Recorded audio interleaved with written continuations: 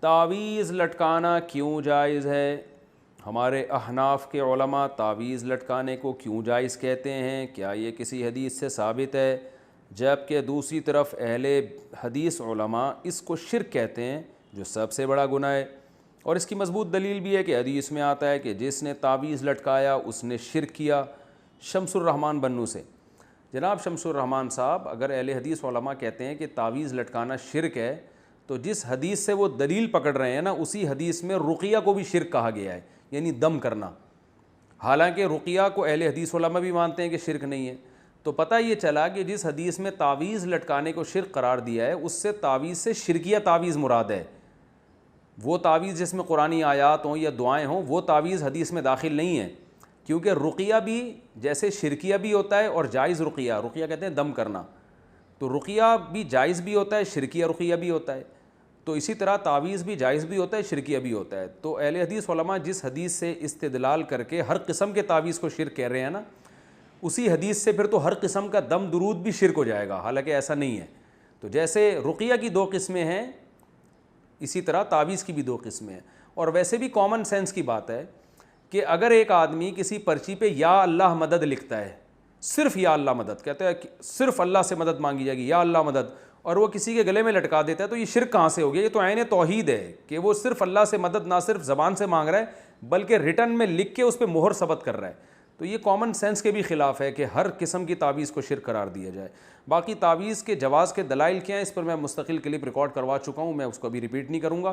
پھر بھی ایک بات ضرور ہے کہ یہ عمل پسندیدہ نہیں ہے، بہرحال یہ ذہن میں رکھیں۔ اللہ سے مدد مانگیں زبان سے، پرچی لکھ کے لٹکانے کی کیا ضرورت ہے؟ بس زبان سے مدد مانگیں، اس کی زیادہ فضیلت ہے، دعا کی فضیلت ہے۔ جو لوگ تعویذ گنڈوں میں پڑھتے ہیں تو وہ میں نے دیکھا ہے ان کا ایمان بہرحال کمزور ہو جاتا ہے اور وہ اسی میں لگے رہتے ہیں۔ تو اس لیے ہمارے علماء بھی اس کی گنجائش دیتے ہیں کہ اگر لوگوں کو تعویذ نہ دیا جائے تو وہ خالصتاً پھر جاہل پیروں کے پاس جا کے شرکیہ تعویذ لینا شروع کر دیتے ہیں، ورنہ یہ عمل شریعت میں کوئی زیادہ پسندیدہ نہیں ہے۔ نبی صلی اللہ علیہ وسلم نے فرمایا میری امت کے 70,000 لوگ ایسے بغیر حساب کتاب کے جنت میں داخل ہوں گے جو تعویذ اور رقیہ وغیرہ سے بچا کرتے تھے۔ تو امام نووی رحمہ اللہ نے اس کی تشریح میں لکھا ہے کہ جو جائز تعویذ سے بھی بچتے ہیں وہ اس میں داخل ہیں۔ بہرحال تشریح میں حدیث کی اختلاف ہے۔ تو الحمدللہ میرا اپنا عمل یہ ہے کہ کیسی گھر میں بیماری آ جائے، کچھ بھی ہو جائے، میں الحمدللہ کبھی پرچی نہیں لٹکاتا، نہ بچوں کو میں نے کبھی تعویذ لٹکانے دیا ہے۔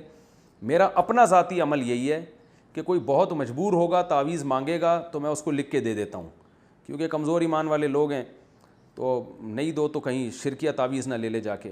اپنا عمل یہ ہے کہ میرے جتنے بچے ہیں، میں خود بھی، گھر والے بھی، میں کبھی کسی کو تعویذ نہیں پہننے دیتا۔ اس کو میرے ہاں تو ایسا ہے جیسے یہ پتہ نہیں کتنا بڑا جرم کر لیا کہ بھائی ہم کیوں ان چکروں تعویذ گنڈوں میں پلیتوں ان چکروں میں کیوں پڑیں۔ کوئی میں کبھی دیکھتا ہوں بچے اپنے ننیال گئے کہیں، کوئی پرچی تعویذ لٹکا کے لے آیا، ادھر ہی میں ایسے پکڑ کے ایسے کھینچتا ہوں اس کو، بولتا ہوں کچھ بھی ہو جائے، بھلے جن چڑیل بھوت ہی آ جائے، اللہ نہ کرے بھوت بھی آ جائے گا پھر بھی تعویذ نہیں لٹکانا، جاؤ ایسی کی تیسی۔ ایسے انسان تمیز سے زندگی گزارے، کچھ نہیں ہوتا انشاءاللہ کوئی جن چڑیل بھوت، اور پھر جن چڑیل بھوت خود ہی اپنا راستہ تبدیل کر لیتے ہیں، آتے ہی نہیں۔ وہ دیکھتے ہیں ایسے لوگوں کو جو اس قسم کے کمزور ایمان ہوتا ہے نا، وہیں زیادہ آتے ہیں۔ تو ان چکروں میں نہ پڑیں۔ جو سنت عمل ہے، سورہ فلق سورہ ناس رات کو ہاتھ پہ دم کر کے اپنے اوپر پھیر لیا کریں، بچوں پہ پھیر لیا کریں۔